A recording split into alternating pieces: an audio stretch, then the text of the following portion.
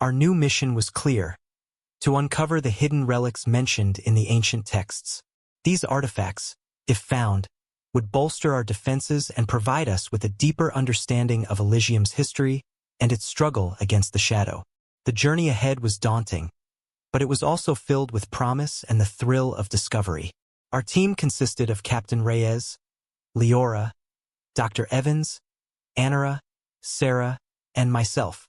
We packed supplies, maps, and the necessary equipment for a long expedition. The villagers gathered to see us off, their faces reflecting a mix of hope and concern. Anara's words of encouragement echoed in our minds as we set out, reminding us of the importance of our mission. The first leg of our journey took us through the dense forests that surrounded the village. The trees towered above us, their branches creating a canopy that filtered the sunlight into a soft, green glow.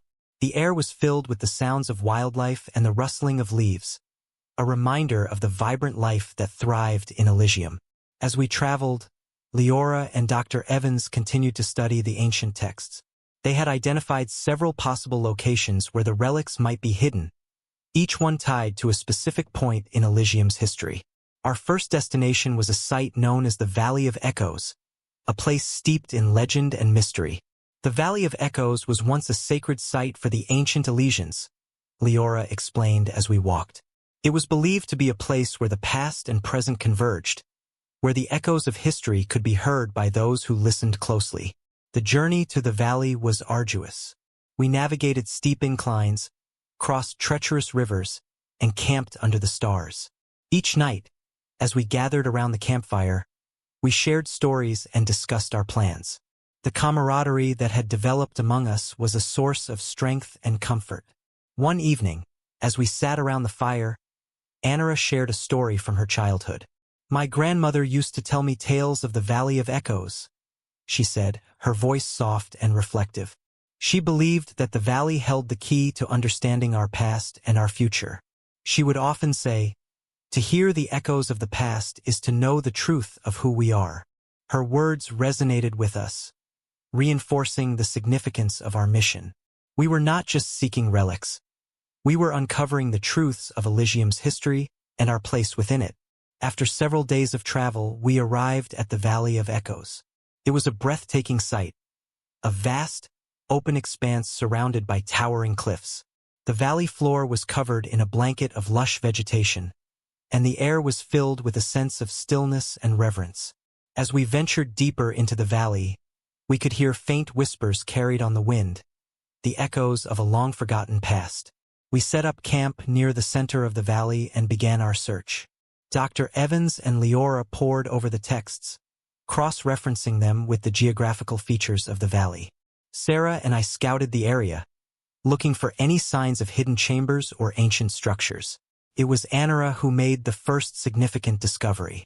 While exploring a series of caves on the eastern edge of the valley, she found an entrance marked with ancient symbols. The markings matched those described in the texts, indicating that we were on the right path. We entered the cave, our torches casting flickering shadows on the walls. The air was cool and damp, and the sound of dripping water echoed around us. The cave system was extensive, with winding tunnels and hidden chambers. As we ventured deeper, we came across a large, circular room with a stone pedestal at its center. On the pedestal lay an artifact, a beautifully crafted amulet that glowed with a faint, ethereal light. The amulet was intricately designed, with symbols and patterns that matched those we had seen in the ancient texts. We approached it with a sense of awe and reverence, knowing that we had found one of the relics we sought. Dr. Evans carefully examined the amulet. "This is a powerful artifact," he said, his voice filled with excitement. "It seems to resonate with the same energy as the Staff of Elandra. If we can harness its power, it will be a great boon to our defenses." We secured the amulet and continued our search. Over the next several days, we uncovered more relics, each one unique and imbued with its own special properties. There was a shield that could repel dark energy, a crystal that amplified light, and a staff that could create protective barriers. Each discovery filled us with a sense of accomplishment and hope. As we prepared to leave the Valley of Echoes, we felt a renewed sense of purpose. The relics we had found were more than just tools. They were symbols of our connection to the ancient Elysians and their enduring legacy. We knew that these artifacts would play a crucial role in our ongoing efforts to protect Elysium. The journey back to the village was filled with anticipation. We were eager to share our discoveries and to integrate the relics into our defenses. The villagers greeted us with cheers and applause, their faces alight with hope and excitement. Anara and the council quickly set to work, incorporating the new artifacts into our plans. The amulet was placed alongside the staff of Elandra, its light adding to the protective barrier around the village. The shield was used to fortify our defenses, creating a formidable barrier against any dark forces. The crystal was installed in the central square, its light a beacon of hope that could be seen for miles. The staff was given to Captain Reyes, its power enhancing her already formidable skills. As we settled back into our routine, the sense of unity and determination that had carried us through the battle and the expedition remained strong. We knew that the challenges were far from over, but we faced them with a renewed sense of hope and purpose. The relics we had found were not just tools. They were a testament to the strength of our community and our commitment to protecting Elysium. One evening, as we gathered in the central square, Anara addressed the village. "We have uncovered the secrets of the past and harnessed their power to protect our future," she said. "But our journey is not over. We must remain vigilant, united in our purpose and determined to safeguard Elysium. Together, we are stronger than any threat we may face." Her words were met with cheers and applause, a collective expression of our resolve. The journey continued, and with it, the promise of discovery, growth, and renewal. We were the protectors of Elysium, united in our purpose and determined to ensure its future. As we looked to the horizon, we knew that we were ready to face whatever challenges lay ahead. The shadows of the past had risen, but we had faced them with courage and unity. And as we moved forward, we did so with a deep sense of hope and a firm belief in the power of our collective strength. The journey was far from over, but we were ready to face whatever challenges lay ahead, determined to protect Elysium and ensure its future. Life in the village gradually returned to normal, or at least a new normal. The relics we had recovered provided a sense of security, their energies woven into the fabric of our daily lives. The protective barrier around the village shimmered with renewed strength, and the air was filled with a palpable sense of optimism. Yet, beneath this surface calm, there was an undercurrent of vigilance, a constant awareness that our battle against the shadow was not over. One morning, as we gathered for our routine briefing, Captain Reyes shared troubling news. "Scouts have reported unusual activity near the western border of our territory," she said, her expression grave. "There have been sightings of shadowy figures and disturbances in the natural energy flow of the area." A hush fell over the group. The mention of the shadow sent a chill down our spines, a stark reminder of the malevolent force that still threatened our world. "We need to investigate," Reyes continued. "We cannot afford to be complacent." The decision was made quickly. A team, including myself, Leora, Sarah, and Anara, would set out to investigate the western border. We prepared our gear, ensuring we had enough supplies, weapons, and the newly integrated relics to protect us. The journey to the western border was tense. The landscape changed subtly as we moved further from the village, the vibrant colors of the forest giving way to a more subdued palette. The air grew cooler, and an eerie silence settled over the land. As we approached the area where the disturbances had been reported, we could feel the shift in the energy around us. It was as if the very air was charged with a dark, oppressive force. We moved cautiously, our senses heightened, every rustle of leaves or snap of a twig setting our nerves on edge. We reached a clearing that seemed to be the epicenter of the disturbances. The ground was scorched, and the trees bore signs of unnatural decay. In the center of the clearing stood a stone monolith, its surface covered in ancient runes that glowed with a faint, malevolent light. Leora examined the monolith closely, her fingers tracing the runes.